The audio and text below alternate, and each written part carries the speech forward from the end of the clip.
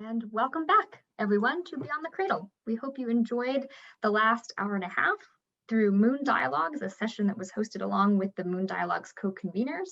And also, hopefully, we had a chance to spend a little time together in our virtual spaceship, a world that was created for the Space Exploration Initiative by our arts curator, Sheng Liu, and hopefully provided a chance for a few of you to meet each other. This afternoon, as we prepare to transition into the Life in Space panel, a marquee part of our event today, I'm going to pass the baton to Dr. David Newman, a long-term mentor for the Space Exploration Initiative and our incoming director of the MIT Media Lab. Dr. Newman, please take it away. Hello, Dr. Well, thank you very much. Hello, everyone. Continued welcome to this amazing day, sponsored by our Space Exploration Initiative, Beyond the Cradle. And strap in, because we are ready to launch into just an amazing session. It is my great pleasure to introduce Dr. Jill Tarter. She's the Emeritus Chair for SETI Research at the SETI Institute in Mountain View, California. She serves as a member of the Board of Trustees. And I'm fortunate to be on the board as well. So she's my mentor, my confidant, the historian, and just can't say enough how glad we are for Jill to join us this afternoon. She's received her Bachelor of Engineering Physics degree with distinction from Cornell University and her Master's and PhD in Astronomy from UC Berkeley. She spent the majority of her life, her professional career, attempting to answer what I think is the most important question I know of for humanity: are we alone? She's performing the amazing work of searching and continuing to search for evidence of technological civilizations beyond Earth. She's served as a project scientist for NASA's SETI program, the High Resolution Microwave Survey, and has conducted numerous observational programs in radio observatories throughout the entire world. She's a fellow of the AAAS, the California Academy of Sciences, and the Explorers Club. She's named one of Time 100's most influential people in the world in 2004, one of Time 25 in space in 2012. She's received a TED Prize in 2009, 2 public service awards from NASA, multiple awards in communicating science to the public. She's an amazing champion of STEM for the entire world. She's been honored as a woman in technology. The list goes on and on. The 2014 Jansky Lecture, received a Genius Award from the Liberty Science Center in 2015, and is president of the California Academy of Sciences from 2015 to 2016. She has her own asteroid 74824 Tarter, 1999 TJ16. All right, Jill and Max can tell us what all that means. Has been named in her honor. In 2018, she was recognized with the Maria Mitchell Woman in Science Award and the Sir Arthur Clarke Innovators Award. The termination of funding of NASA's SETI program in 1993, she served in leadership role to design and build the Allen Telescope Array, as we know it, the ATA, and to secure private funding to continue the exploratory science of SETI. So maybe that was one of the very first, kind of public-private partnerships moving to private for space exploration that we can note. So many people are very familiar with her work as portrayed by Jodie Foster in the movie Contact. I know I was hooked on that, and I can't tell you, I've seen it a dozen times. So she's always been a hero to me. And her biography, Making Contact, was written by Sarah Scholes and published in 2017. And check it out. I think it's a lovely biography. Okay, I could go on and on, but I would need to turn it over for this rapturing talk by Jill Tarter. Jill, welcome. Oh, David, thank you so much. I didn't realize you were going to do that extensive introduction, and it was very, very nice. Thank you. But I'll go ahead and share my screen and show you how I usually refer to myself.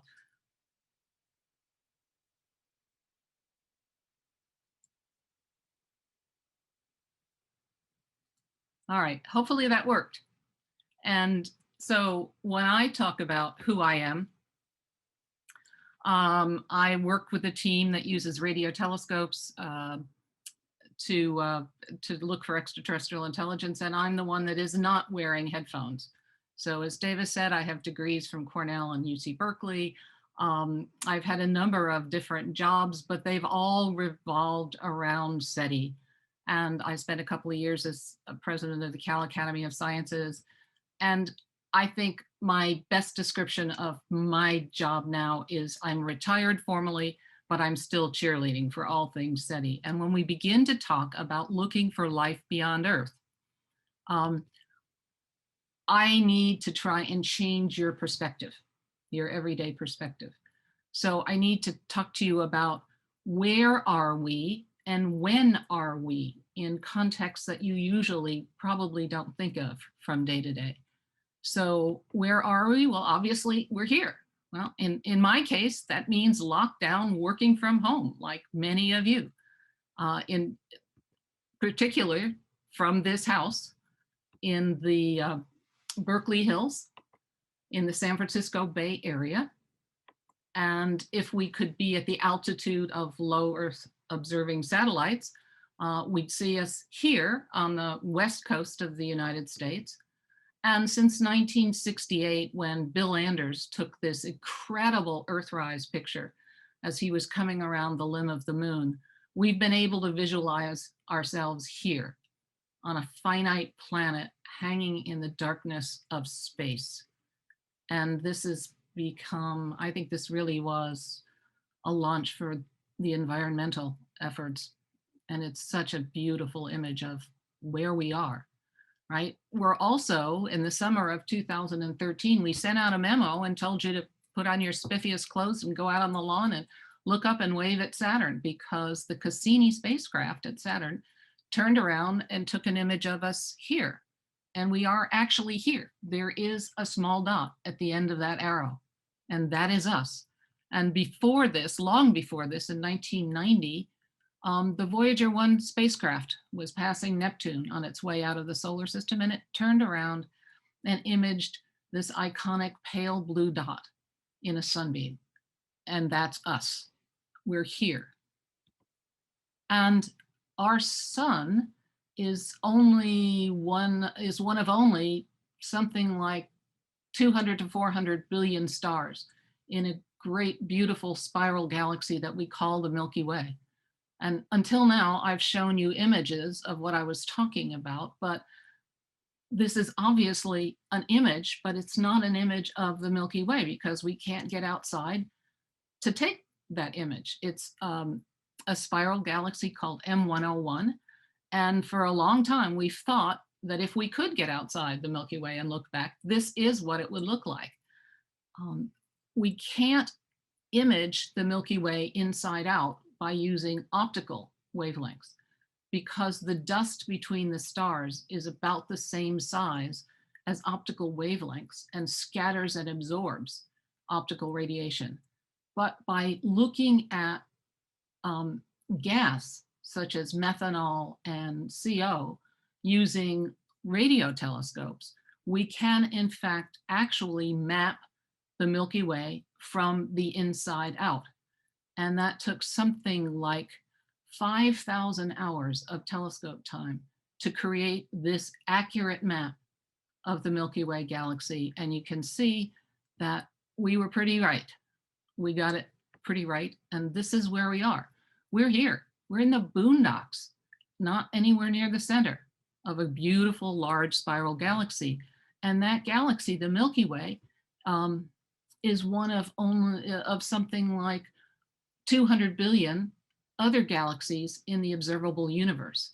And here in this Hubble Deep Field image, all of those small light sources are not stars. They're all galaxies, individual galaxies with hundreds of billions of stars in each of them.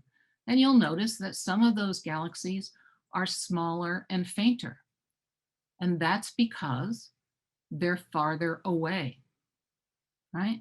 So that reminds us that because of the tyranny of light speed, we need to think about when we are. And we're now, which is something like 13.8 billion years beyond the formation of the cosmos, the universe as we know it. So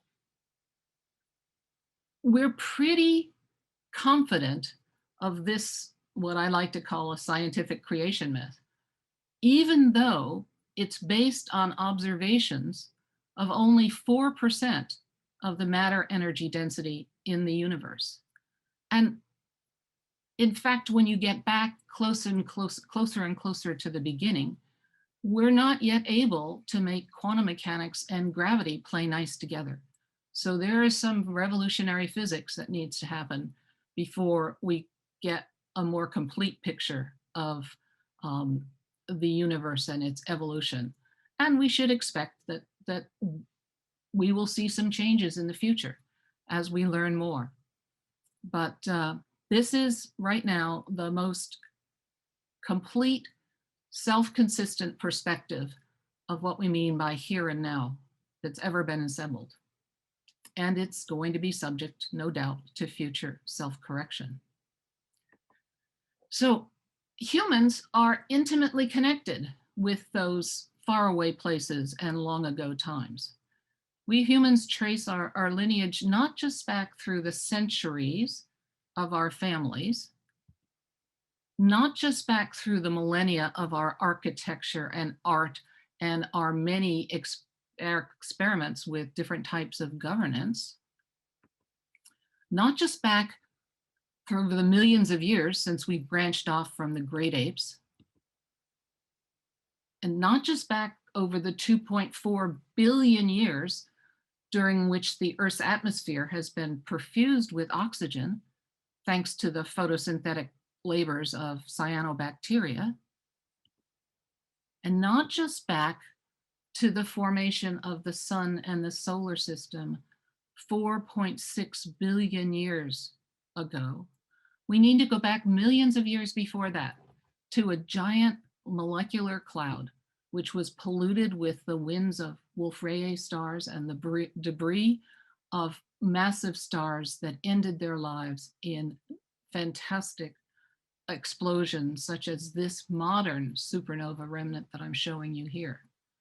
And this is really what Carl Sagan has meant by saying that we are made of stardust, right? The calcium in your bones, the iron in the hemoglobin molecules of your blood, they were all cooked up in the centers of massive stars that exploded or collided in this molecular cloud that eventually then collapsed to form us. And that's happening throughout the galaxy today. And different collapses may form different stellar systems and perhaps life. So what has happened as a result of 400 years of exploration of the cosmos since the telescope was first invented is the internalization, the reality that it really does take a cosmos to make a human. And the reason that I like to talk to groups like yourselves is because I think as we tell this story, it has the effect of holding up a mirror that images all of us on this planet. And the story is, see, you Earthlings, in that mirror, we are all the same when compared to something else, someone else, somewhere else that may have evolved around another star system. So I think it is this commonality of humanity that is really the important story here, because we face all these challenges that are not respectful of national boundaries, challenges that we're going to have to figure out how to solve globally, cooperatively, and soon. And so I think by changing your perspective so that the first thing that you think about when you think about who am I is to think that you are an Earthling and then to act that way. I think that's going to be so important if we are to have a long future. And so I'll just close by saying these words from Caleb Scharf, who's the chairman of the astrobiology department, Columbia University. And Caleb reminds us that on a finite world, and there we see the finite world, a cosmic perspective isn't a luxury, it's a necessity. And so when you next get back to your devices, go into your profile and change it so that the first thing you say about yourself is that you're an Earthling, and then try and act like one. It's important. Thank you.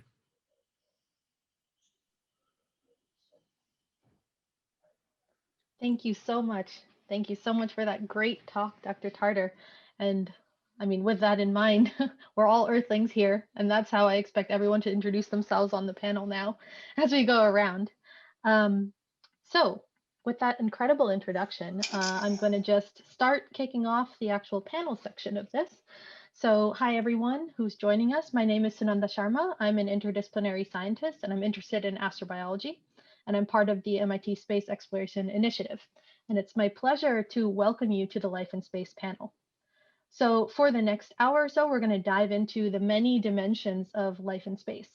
So space biology, signatures of life, astrobiology, planetary analog research, forms of intelligence, and current studies searching for life on Mars. And we're joined by these incredible panelists, Dr. Jill Tarter, who you just heard from, Professor Max Tegmark, who's a professor of physics here at MIT, and he's joining us for a second time. We had a great panel a couple of years ago, which was quite memorable for me. Dr. Nathalie Cabrol, who's the director of the Carl Sagan Center for the Study of Life in the Universe at SETI, and Dr. Rohit Bhartia, who's the deputy PI on NASA JPL's SHERLOC payload on the Perseverance rover and a principal scientist at Photon Systems.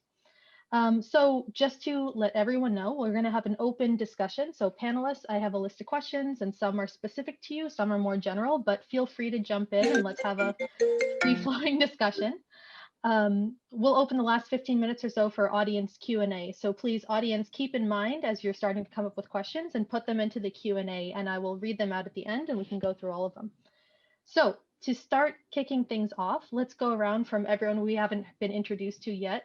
So starting with Dr. Bhartia, can you take a couple of minutes to introduce yourself? We'd love to know what questions you're currently excited about and what questions in the area of life and space keep you up at night. What's making you super excited to do the research you're doing? Thank you. And thank you for inviting me. This is a really good opportunity to talk about what it is that we do, or what is it that I do. I am the deputy PI of SHERLOC on the Mars 2020 rover, and it has been a passion of mine for a latter part of 2 decades, and bringing a capability to looking for life on other planets, or looking for signs of life on other planets. What I'm most interested in is understanding how life persists on this planet, as well as how that propagates to other planets. It's a matter of saying, okay, well, we know what life looks like on this planet. How do we take what we know and apply it, and also have some non-Earth-centric perspectives as well? So what keeps me up at night? A lot of things right now. First, it was the launch, and then it was the landing, and now it was after that was making sure that the instruments are functioning just well. But now it's trying to understand how we take all these wonderful instruments on the Perseverance rover and bring them together to actually understand what Jezero crater, where it came from, and how it formed, and whether there are signs of life there, and look for those things. So those are the challenges that keep us going. Great. Professor Tegmark, do you want to go next? Thank you. So I've felt so inspired by what you, Jill, kicked off by saying here. I am first and foremost an Earthling. I love this quote from hundreds of years ago by the great physicist Christian Huygens, who said, "Science is my religion and the world is my country." And that Earthling Mantra is one we cannot be reminded of often enough. And I see it as a moral obligation I personally have as an educator and as a researcher to keep reminding everybody else that, hey, we're Earthlings. We look out in this space, this vast cosmos out there, and since we have not yet found extraterrestrial life, we're looking at a universe where life seems to be a pretty small perturbation, And at the same time, we've discovered that we humans had totally underestimated our potential for really spreading life. And it might go a lot faster than we thought also with artificial intelligence. And I think that gives us an enormous responsibility as Earthlings to try to make the most of this great opportunity we have to make our universe come alive as much as possible. And we're not really doing that. We're not listening to Jill enough. You know, I invited former Secretary of Defense William Perry to MIT, where he talked about how he was woken up once by a general who said, hey, you know, World War III is starting, no time for coffee, get up, you know, because of a computer error. And now, because of another geopolitical pissing contest in Eastern Ukraine right now, we have leaders who are talking quite casually about starting a war with Russia this week. You know, this is not the way responsible Earthlings should act. We shouldn't be so flippant about these things when there is just so much at stake. Let's listen to Jill in this panel and set more inspiring goals for our Earthling futures than geopolitical pissing contests. Yeah, very well said. I agree with that completely. And I think the cosmic perspective, I think it's already changing my mind, and I hope that more people also will start feeling that way as well. And to round it out, Dr. Cabrol, do you want to introduce yourself? Yeah, I think I'm doing my share when it comes to, the Earthling thing. I am the administrator of a social media site, and every morning I greet people by saying good morning Earthling, and at night I say good night Earthling, and I make sure that people are coming and knowing that we are around, gathered around the same passion. I don't really care if people are religious, not religious, where they're coming from, the color, purple, it doesn't matter. What matters is that common thing that we have. And I am glad to see that it works pretty well. And going back to what you were saying, I'm old enough now to remember when I was a little girl, every single morning we started the day at school with a line of the civil code or the moral code on the blackboard. And we had to read it and to understand it. And I think this is obsolete. I think that what we should have at school for every kid, and I mean all the kids up to the universities, is just to put the pale blue dot on the blackboard and remind every single people every single day exactly where we are and what is our responsibility, but also, the great expectation of exploration. Because the pale blue dot, we got to get this view because we're explorers and because we want to understand who we are and where we are coming from. So these are the kind of things that keep me up at night. And I think there is a lot of hope behind this. I mean, the situation these days is not so good, but there is great hope in science. See what happened in a span of few months. I mean, going from a pandemic to having vaccines to put people in people's harm, this is coming from science. This is not falling from the sky, right? So let's take the silver lining and see how great of a species we are and use that strength in us to do better things than we are doing right now. Yes, I think there's a consensus among all the panelists that is really what we should be doing with our potential on the planet and as part of the universe.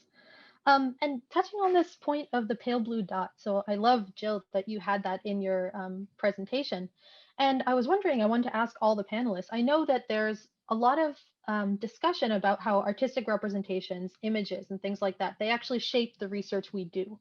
And they shape our understanding of ourselves, of the universe, and of exploration generally. So Earthrise, pale blue dot, these are two really good examples. But are there other examples that you personally have that you hold to of artistic representations of what space might be, life in space might be, things like that, space futurism or retrofuturism that inspired your research and that you go back to for motivation? Anyone can feel free to jump in. I'll say the following, that the pale blue dot is an iconic image. I mean, there's a lot of memories associated to that. When I was growing up, my father was or is a NASA scientist, and we basically spent a lot of time watching the Nova specials and getting kind of caught up on what science is and NASA is. But in addition to those iconic moments, iconic images, pictures from Hubble, just sort of getting a perspective of space, I'll say that the other thing that got me really interested and motivated and driven to say, okay, we can do something really cool here and bring the technology and science together was Star Trek, right?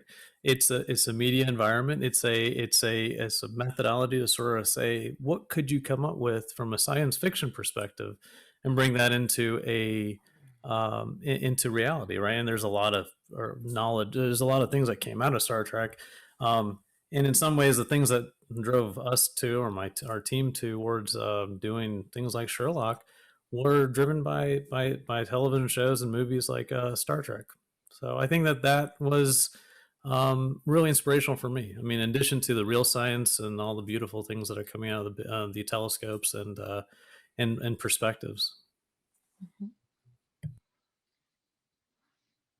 Yeah, for me, I think that art and science have a really fantastic synergy.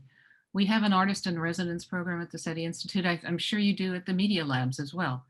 And it's when you don't understand something, the ability for an artist to represent the unknown sometimes does help you think in different ways about what you're struggling with. And so I think, art is fantastic. And one of my favorite, it's recent, but one of my favorite artistic concepts is from the movie Arrival. And the thought that if your calligraphy, if you're writing in circles, you have to be able to know the future. I think that that's a very intriguing concept. For me, an image I liked so much, I printed it up and persuaded my wife to let me hang it up in the kitchen. I made it from the cosmic microwave background images of the Planck satellite. It's best represented really as a ball. This is just like the picture of Earth and the globe that so many of us have seen as kids. Is a very iconic representation of our Earthling home. This is the equivalent one corresponding to our universe, or what Jill called our observable universe, the region of space from which light has had time to reach us so far during the 13.8 billion years since our Big Bang. This is our cosmic home. This is what we can see. This is what we can have, roughly speaking, access to in the future with technology if we go really fast. And I find that very inspiring to look at that image, because those pissing contests I referred to are often about taking a little bit more land from somebody else in what's fundamentally a zero-sum game here on Earth. And doesn't it feel really silly to be quibbling about such small amounts of resources when we are in one solar system out of hundreds of billions and a galaxy out of hundreds of billions and this vast universe? Mhm. For me, I am a symbol-driven person, so I would go like, Jill. I love the symbolism of arrival and the Ouroboros, the circle, giving you a sense of eternity. But I also one image I remember, of course, Arthur C. Clarke with the monolith is something that struck me a lot when I was a little girl. Other than that, I would say that my all-time favorite is definitely Da Vinci, because there you unite the genius, the scientist, and the artist. He was an exquisite, drawer and painter. So I often look at what he drew and how he thought, and also what I love as a scientist is how he was writing on his notebooks. And so this is very evocative to me. And this is someone that I absolutely revere. Yeah, understandably. It's like the ultimate known example of mixing art and science in many different perspectives. And also, on going back, because you mentioned social media earlier, I follow you on Twitter, and you repost these pictures taken by Masscam on Curiosity, I think.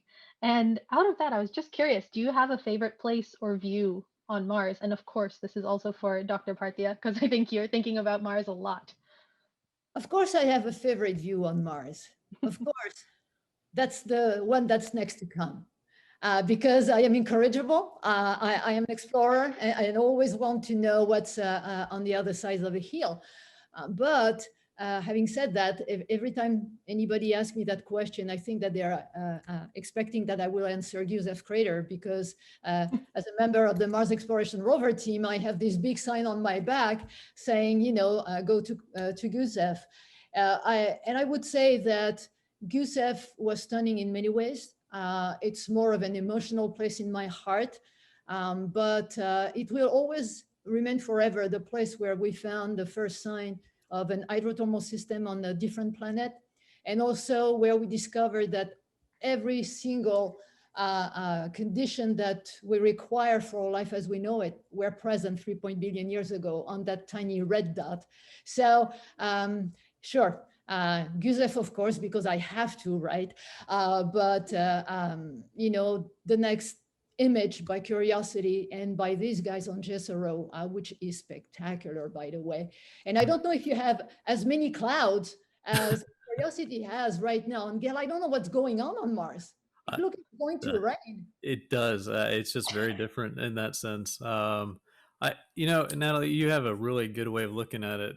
Every time we get an image from Mars in the recent few days or few sols, it's been like, okay, great, this is a gorgeous image, and then you go to the next one, you're like, I want to know what happens next. I want to look over there, and I want to look over there, and there's just never enough. Even though we got a lot of data coming back, a stupendous amount, thanks to MRO and Odyssey. I mean, there's just a lot of data and images coming back with the great camera systems that we have.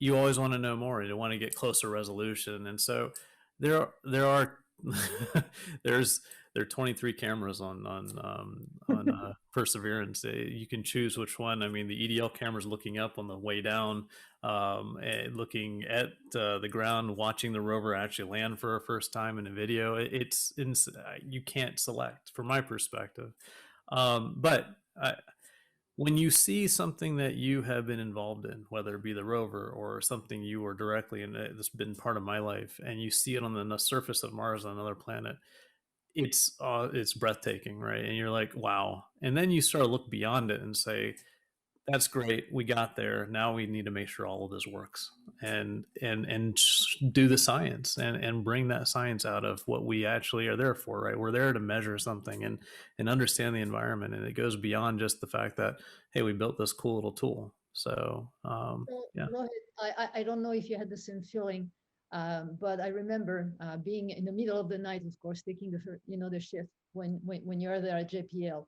And the download, the images arrived, the engineers would come and get me because I was the first one in the science room.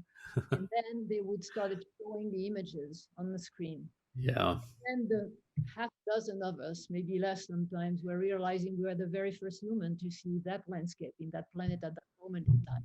And I don't know if you ever had that feeling. And that's just such an amazing, amazing feeling. It really is. It is amazing feeling. Being distributed in the sort of COVID times has sort of changed the way that interaction has obviously gone. Not everybody was able to be close knit, obviously, but you're downloading on your computer and you're sort of seeing these things. You are one of the first people looking at these things, partially because you're running the cameras or whatever have you. You're just like, wow, this is. I can't wait to show everybody, right? And you're just, this is something completely different and new. It's like, well, I don't know why that looks like that, but I want to hear what everybody's perspectives are, right? It's a really cool idea, and it comes out. So a lot of what we talk about are the images that everybody looks at, and we take a lot of spectral data, right? Which is sort of we get a lot more colors and not a lot of spatial information. So and what we have to do is say, okay, well, we interpret the data pretty quickly because we're so used to it, but how do we convey that information to other people and to other scientists, right? Whether it be the public or scientists. So I think that seeing those spectra and seeing that those images are just they're awesome and mind-blowing. But yeah. So actually on that point, because I think you've mentioned a couple of different things about Jezero Crater and SHERLOC and things like that, I don't know if all the audience knows that much about it. So could you explain a little bit, what is SHERLOC and Sherlock and Watson? Why those names? What does this tool see? And you picked two particular types of spectrometers that are on there, right? The deep UV resonance Raman and fluorescence spectrometer. And so could you explain kind of what it sees? Why are these techniques useful? And what would make you very excited? If you got this data, you would be over the moon, well, over the Mars, something like that. Over Phobos, yeah. All right, so to be sort of like the simple version of SHERLOC is that, well, first of all, the name, it seemed appropriate, right? We acronyms seem to be my little like weird gift, if you will. It's sort of a weird Scrabble mentality for me, and so it just, these things come about. This is an acronym. It basically means scanning habitable environments with Raman and luminescence for organics and chemicals. And the idea was, it evoked a picture. Everybody's familiar with SHERLOC. We couldn't come up with a K in the name. But the idea was to look for signs of life, right? And the intent is to effectively use a magnifying glass. But the way the magnifying glass kind of works is that you're not using it to sort of necessarily just see a high resolution image, but you're trying to see something beyond, right? But what we're using to do that is not only imagers. We have a high resolution imager built into the SHERLOC system, and also Watson, which is another imager, which is a refly of what's on Curiosity called Molly. And it is a wide field imager, right? Basically, it looks like relatively close up and further away. The imaging side on SHERLOC has very high resolution, basically 10 microns per pixel, right? So you can see very fine details, but it's coupled to this spectrometer. And the spectrometer is kind of unique in the sense that it's one of the few active spectrometers, meaning that you have to have a laser to illuminate the target and then look at the response that illumination provides. And that basically is, in our case, a deep UV source. And the deep UV source is unique because it's really good at detecting organics. And what SHERLOC does is it not only images the textures of the rock that we're looking at, but it looks and images the organics associated to them and puts those organics in context, right? It says, here where the organics are, they're not just diffuse, they are concentrated in nodules, or they're located with these types of minerals. And that gives us an understanding of how they got there, their provenance. The spectroscopies that we're using, fluorescence basically is really good at finding organics that have these ring structures. They're found everywhere, right? You have organic ring structures in meteorites and what we call polyaromatic hydrocarbons. They're ubiquitous all over Earth. They're ubiquitous all over the cosmos. But there are specific unique sort of organics that have aromatic ring structures that are indicative of more like biologically usable features like aromatic amino acids. And so the fluorescence that we're looking for effectively is things that look like those types of aromatic rings. That doesn't mean it's life, right? By no definition does that say I found an aromatic amino acid, I found life. It says, hey, that's something interesting because it persisted through time and it's there. In addition to that, there's a Raman spectroscopy, which now not only says it's the aromatic ring structure or aromatic rings present, it tells you something about the functional groups that are present. So is it a carbon-carbon bond? Is it a carbon-nitrogen bond? Is it a carbon-sulfur bond? Are there minerals associated to these things that we can understand, right? So it puts not only the organic perspective, more clarity on organics, but it also brings out the mineralogy and puts those two things in context. So those two technologies are all built into this little tiny one spectrometer with a deep UV laser, and it really is the first of its kind. A scanning, mapping Raman fluorescence spectrometer on the surface of Mars, and as of being the first of its kind, it also had its unique challenges.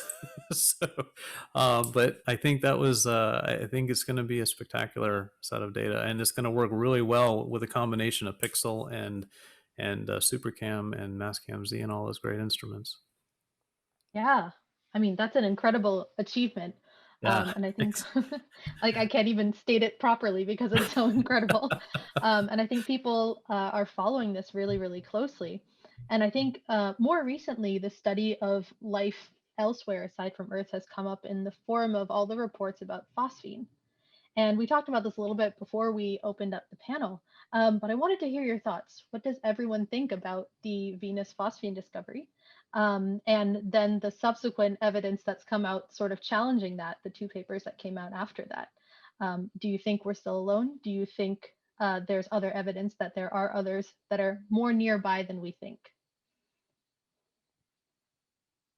Well, I brought this up before when we were just setting up, and I think that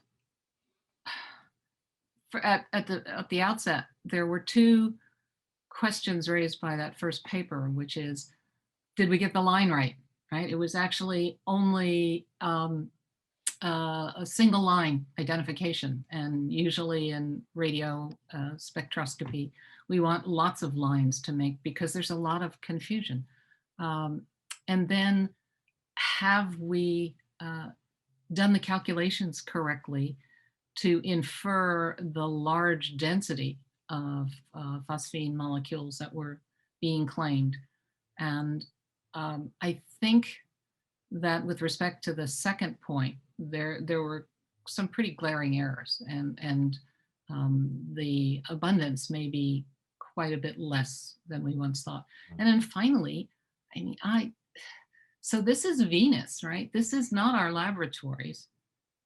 Can we really say that we have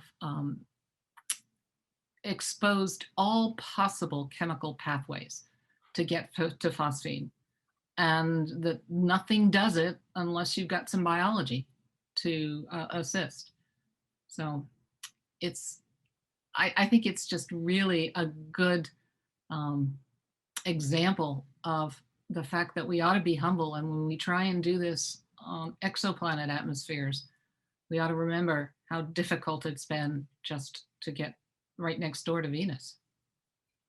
Yeah, and I think implicit in what you're saying is that it should be a last resort, right? That it's not, if there's any other way that this could be made abiogenically without life involved, then that we can't discount that possibility. It would have to be, we're canceling every other possibility out and only life could make it. That's worth getting super excited about, right? Yes, it is, I think, the last resort. Extraordinary claims require extraordinary evidence. I also think that we should educate the press about this principle, because I think that a lot of that story was spun out of control, mostly by the media. I mean, there were errors, and there are still things that are being debated that need to be dealt with by the scientists themselves. But a good deal of what happened, I think the responsibility lies on the media. And it's not the first time. You know, the clickbait. As scientists, we have to be very careful about this. I've been having countless discussions with editors about those kind of things. And oftentimes, the benefit of a journal doesn't go necessarily with the benefit of the science or the message that we want to deliver. As far as the phosphine business is going on here, I think that it's still, it's just like the Mars meteorite, right?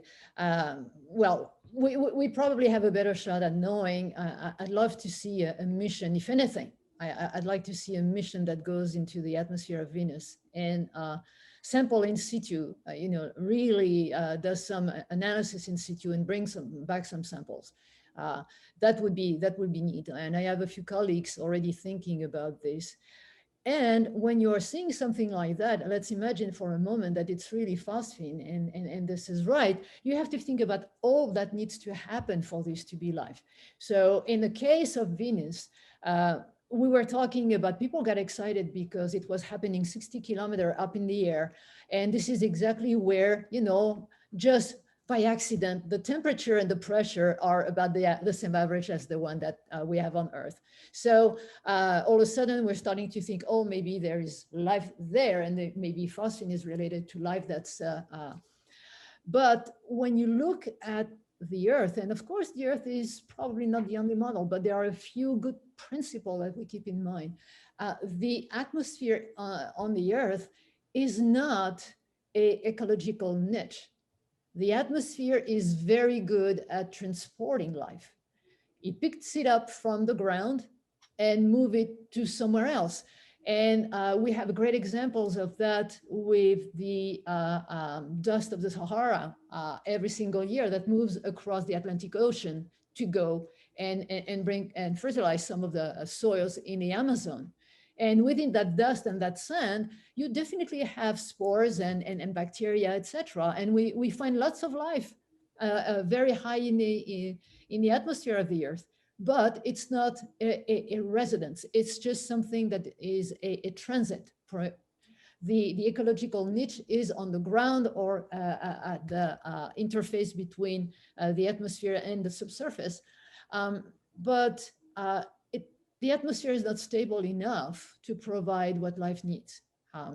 So if you take that model and you take it back to Venus, it means that life had to originate from the surface. Well, you know, I'm willing to consider everything, but when you see what Venus is, I would say good luck. It's really not a very nice environment for life as we know it. On the other hand, when you're thinking about phosphine within the environmental landscape of Venus, then there might be something about this. On Earth, we know that phosphine is being released by volcanoes in minute quantities. It's not that it's a lot of gas. It happens very rarely. So to me, if the phosphine signal is real, then I would be more inclined to think that it's telling us something profound about the nature of the magma and how pressure and temperature is acting on magma on Venus, and maybe go back to some studies 10, 15 years ago of somebody who was suggesting that maybe there are still some active volcanoes on Venus. So, you know, a lot more literature to be read, but as Jill was mentioning, this is a great lesson for all the false positive or false negatives that we can have when we will be looking for the first time at exoplanet and at their atmosphere with spectroscopy. We have a lot to learn. And the point being that we still don't have today, first, a good definition of what is life, and second, a good unambiguous signature for something that is biogenic in nature. So I will leave it there. So one of the things you mentioned, Allen Hills 84001, one of the great things that happened as a result of the controversy about that meteorite was we developed all kinds of new measurement instrumentation that allowed us to deal with micrograms of material, right? Absolutely. Do you see the same thing happening now with Venus, that we will be developing instruments that we hadn't had access to, hadn't thought about before in order to go and follow up on this? I would hope so. I would hope so. I haven't followed very closely what has happened, you know, in the follow-up of that story. But what I would really wish would be that something like that, you know, happen. I often say that I was a friend of Dave McKay, and Dave and I had a wonderful conversation about the Martian meteorite. And he was so convinced that he was seeing microbes in those, and we exchanged some samples from the Andes. He wanted to see what cyanobacteria were looking in those samples. But I would say that although we all came for the, say, 5 years, 6 years following the announcement to the LPSC to see the show between Dave's team and the opposite team. They were all good friends, so it was all nice, although it was very vocal during the sessions. But what they all knew and is that new instrumentation, new methodology, new intellectual framework were going to come out of that.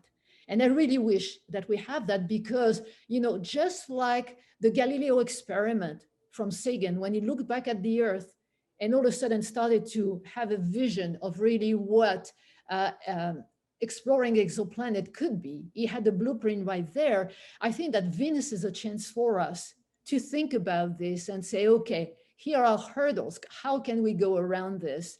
I think that another one, which is going to help us a lot as well, would be to put some telescope and spectroscope on the moon and look back at the Earth and start thinking in terms of how can we detect life? Do the Galileo experiment, but from a different perspective and for a longer time, and learn the lessons.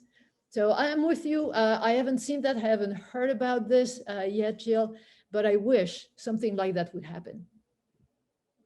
Yeah, I think that's a really good point, that it brings up all of the things that are still ambiguous and that we still have room to build tools for to understand better.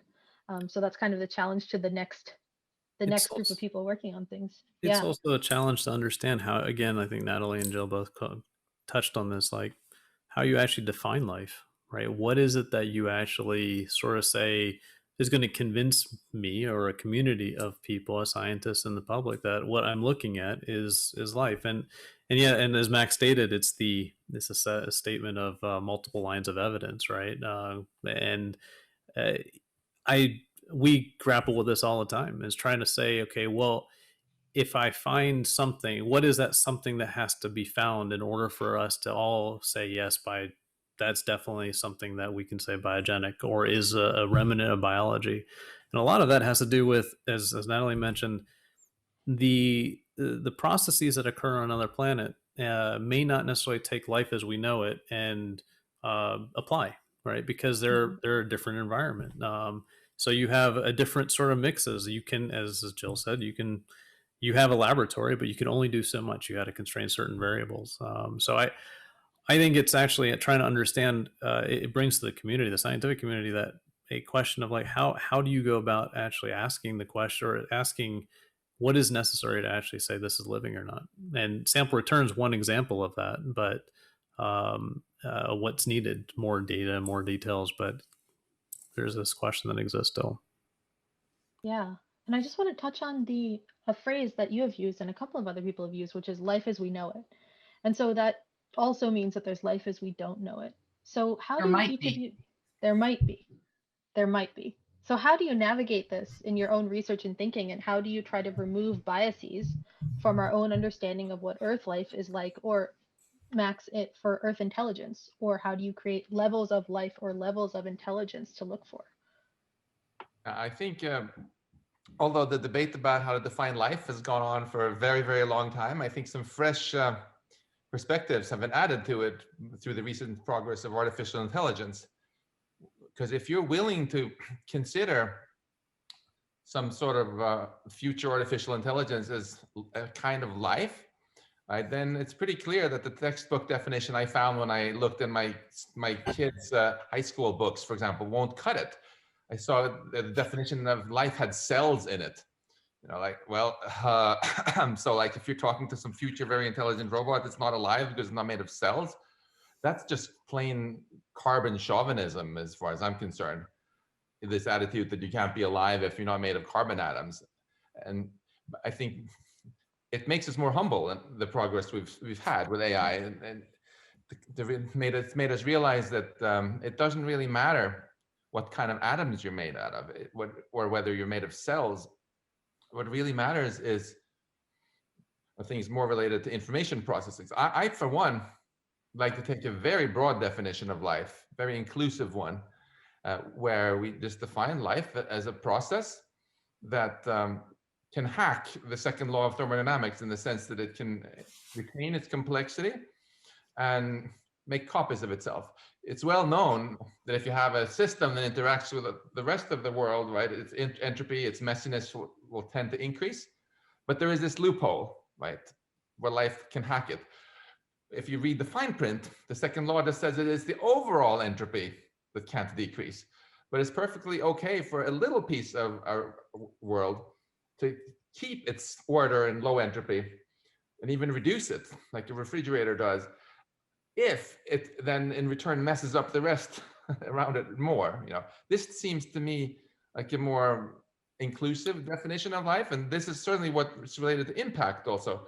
We are interested in life because if something can retain its complexity and reproduce, it can start having huge impact, and it can start taking something which seemed very pointless and start showing signs of goal-oriented behavior.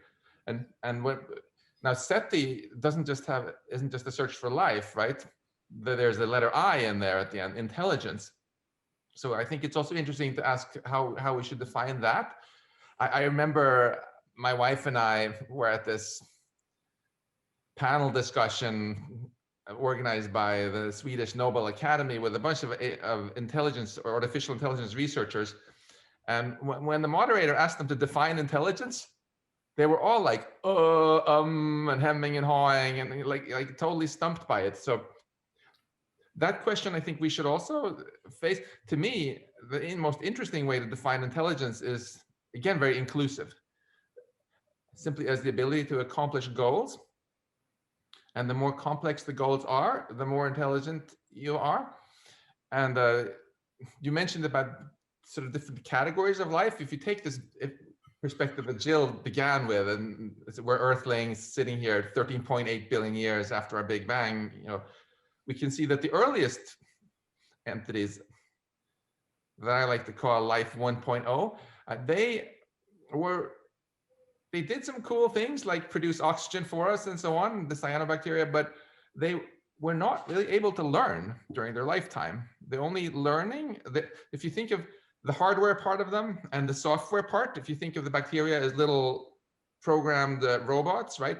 The program itself was in its DNA, and it was only improved through Darwinian evolution from generation to generation. Whereas you, Sunanda, on the other hand, you can install new software in your brain during your lifetime, right? You can decide, oh, I'm going to learn a new language, or I'm going to learn to program in a new programming language, and then a month later, you have this new skill.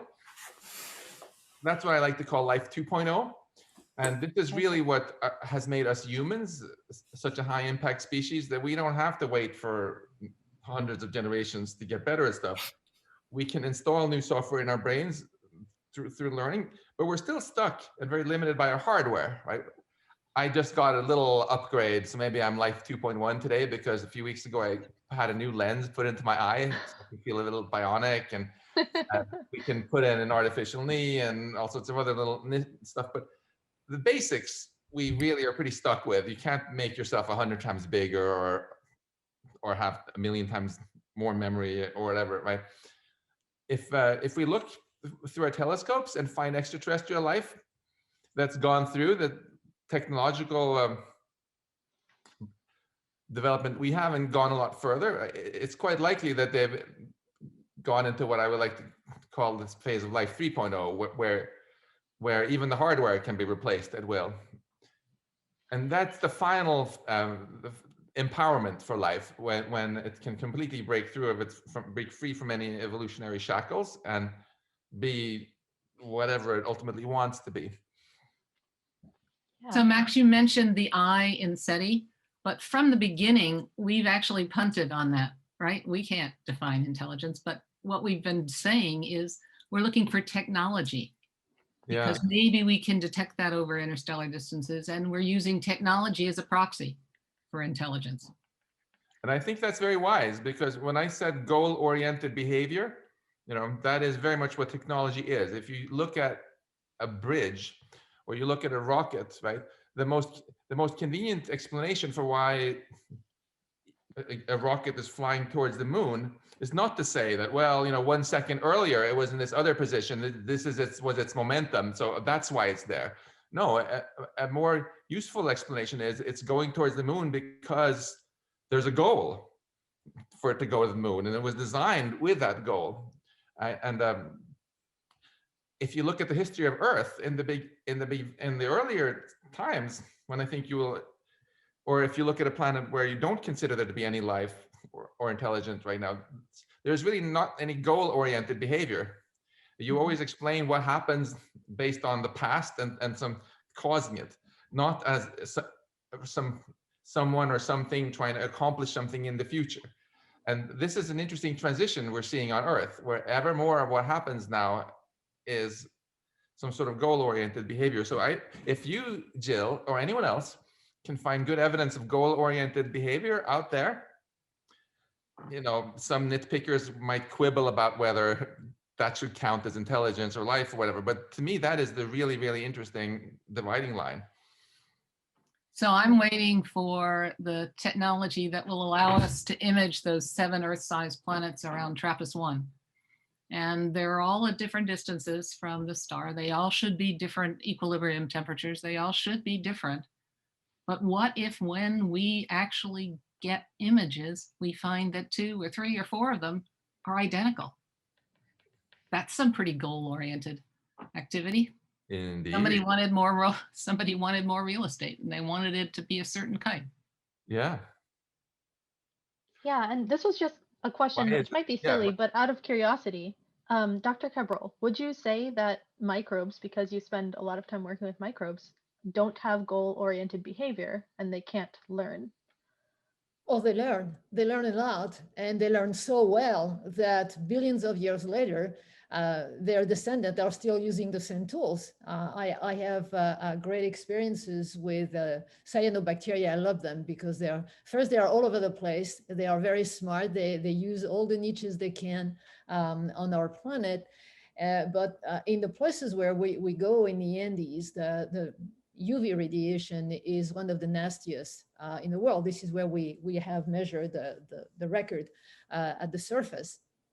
And it seems that those cyanobacteria have learned from very early on, because maybe for the public, cyanobacteria is green-blue algae, and they are the one who were pumping a lot of oxygen in our atmosphere. And this is because of them that we are breathing the atmosphere that we are breathing today.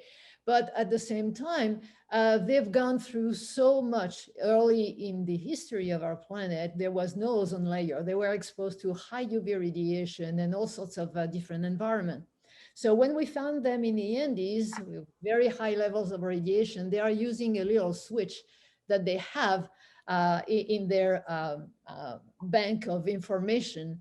And this switch is off. There is a protection. They have a protection that they use, and it is so nasty out there that the protection stays on day or night. You don't see that anywhere else. And then we took some of those cyanobacteria and brought them back to the lab at Ames, and we had a culture of these colonies.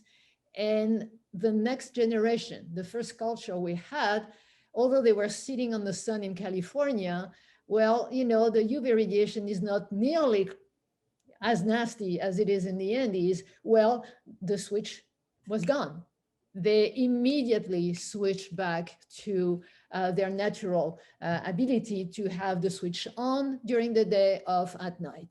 And so there is a transfer of information that goes through those microbes, and that goes back to intelligence.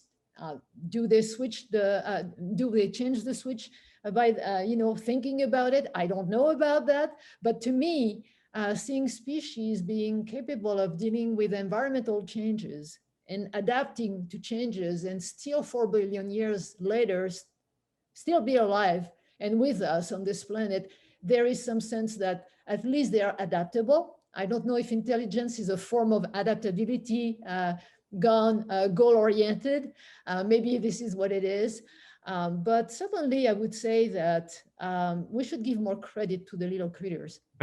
I just want to clarify that I agree with everything Nathalie said here. I consider these bacteria to be both alive and intelligent. And yes, that is very goal-oriented behavior.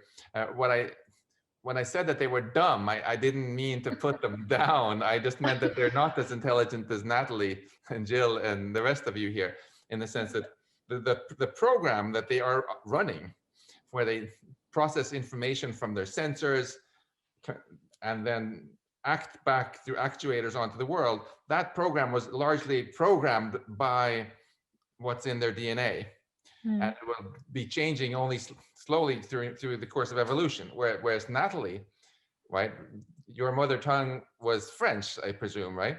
And then you decided that you're going to learn English now, and then here we are, right? That's something which, and I'm not trying to talk smack about the cyanobacteria, that they could not do. That puts you at a higher level. Well, I Yeah, would but- say, though, I would say that they are adapting very, very fast. And I'm not talking about only cyanobacteria here, but I am not sure, if we should think to be more inclusive. Again, if we should think in terms of intelligence or complexity, of something that is evolving and more goal-oriented with time. So I don't know. And we have the same problem with intelligence that we have with life. And I guess that this is because we are looking at the piping of things. For life, we are looking at, what life does, what makes life and what life does. And intelligence, we're doing the same thing. Whereas if we were changing the perspective on those questions and start asking about the nature of life and the nature of intelligence, then maybe we would start, broadening that discourse and get to different responses. We've seen, I don't want to expand on this, that could be the subject of a completely different panel, but recent works in the past 10, 15 years coming from quantum physics and neuroscience and AI, etc., trying to think about the nature of life, nature of intelligence and nature of consciousness.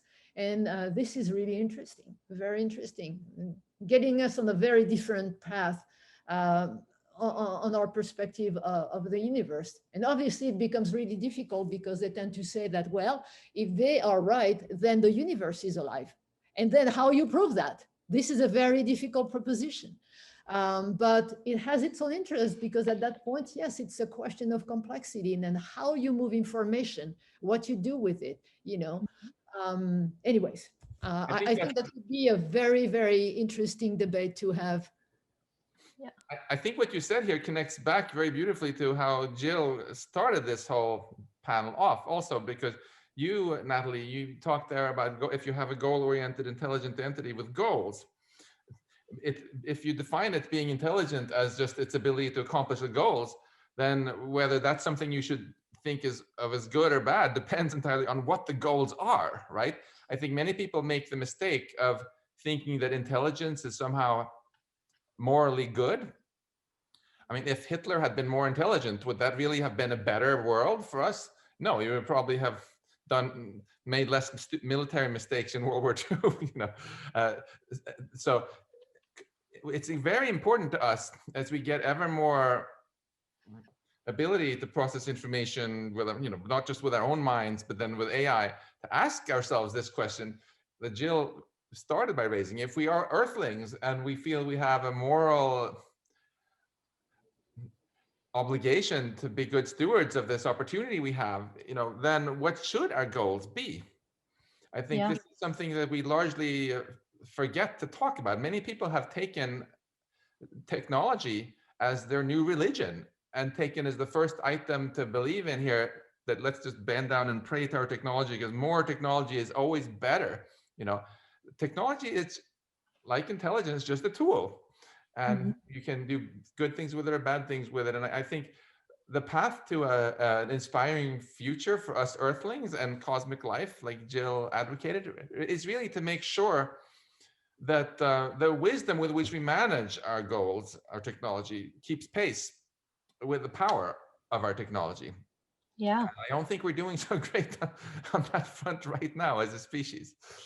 I think we keep coming back to that theme, and I think it's quite interesting because it talks a lot about our biases and what our own goals are when we start thinking outwards about beyond Earth. I just wanted to also say for everyone who's here as an attendant, please feel free to start putting in questions. Let's do some question and answer. So please feel free to start typing them in and I'll start reading them out. And in the meantime, I still have more questions. So people feel free to start typing in and yeah, I'll just ask another one sort of related to this is there's this question also of ethics that comes up with as humans are starting to become interplanetary in the future. How should we navigate that? And is it enough to say, because we can, we should? How do you think about this in your research? So there's a body called the International Institute of Space Law that's trying to extend the law of the sea, essentially, to envision interaction with the other and in some future time, and what are the ethics of that interaction? And so meta law is all about what's the correct version of the golden rule when you're dealing with the other, right? Because you don't necessarily know how they might wish to be treated. And so I just find that all philosophically and intellectually interesting. We don't have any answers yet. And it's just so impossible to get out, to walk out of our human skins as we try and discuss this. But I think the challenge Jill is laying down for us is very, very important, and it's not too early to start working on it. And we can start even closer to home, right? Before we come into contact with any extraterrestrial life, let's just look in the mirror and look how we actually treated other life we came across on this planet. And it's kind of embarrassing, frankly, even how we treat other humans. You know, we Europeans showed up here in North America, and before too long, 90% of the people who lived here had been killed off in not such nice ways and so on.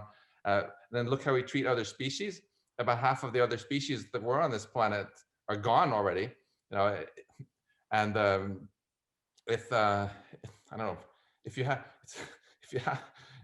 we're behaving in some ways a little bit like cancer cells in a body. They're like, yes, things are going great for us. We're just getting more and more cancer cells here without any regard to really what's happening to the rest of the ecosystem.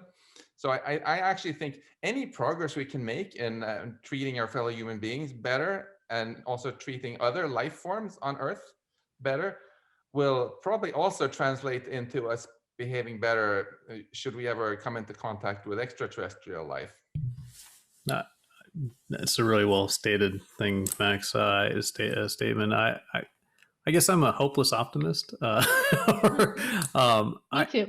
I guess the way I look at it is, I think if there's signatures or signs of whether it's intelligent or just life in general on another planet, it'll put us into our communities into a question of like, okay, well, we're not the only ones, right? And if we find someone intelligent and some intelligent life that we can actually sort of communicate to or interact with in some manner, it's gonna. I wonder, like, do us Earthlings come together in a unique fashion, right? And it's sort of a hope, and I think a lot of it is that we have to sort of see the better sides of ourselves. We are not inherently bad Earthlings. We are good, and we should be. We just need to sort of get some perspective, I think. And I think if you find life on other planets or if you find indications of life, I think that opens up the opportunity to sort of like reassess one's perspective. It kind of goes back to the mirror, right? Right. It starts to how we see ourselves is how we're treating others. Absolutely. Not even only humans. So we did have a question that came in for the Q&A from Gil Tardowski. I'm sorry for mispronouncing your name. What can be done within the educational system structure to improve our pacing, to catch up and close the gap between our species' wisdom with the technological power that we currently have and will have in the future? So how do we reconcile that gap? I don't know I have the answer to that, but I just want to comment on this, is that obviously we have lots of technology now, and we're developing a lot more, and there will be more developed. But what we can see too is that it's serving less and less people. It's just sort of different pyramids going in different ways. So how you reconcile that? I think there is a huge responsibility of countries and governments and all of us to educate people, to make a huge push in STEM, so that even if people are not using the technology, they're understanding the technology and what it can do. Because at this point in time, I think there is a wall of ignorance, not that people want to stay ignorant necessarily, but that is separating more and more people. There are the people in the know who are benefiting from technologies and the one who are not in the know, and this is dividing more and more humans on this planet. So I think that the grassroots movement here is education, education, education, education, and a lot of STEM, you know, whether you use it or not later in your life, at least have an understanding of what the world is about. I think it's important. And opening it up so that it's not just the same group of people who have access to all of the technology, all the cutting edge. So on that note, I just want to thank all of the panelists. I think there was a beautiful discussion, especially surrounding this cosmic perspective and how we can apply and have a responsibility to apply a lot of findings back to how we treat each other on Earth. So thank you everybody for being here, for watching the panel, for being part of the panel. I really enjoyed the discussion. And yeah, Ariel, take it away, I think, for the next thing. Thank you.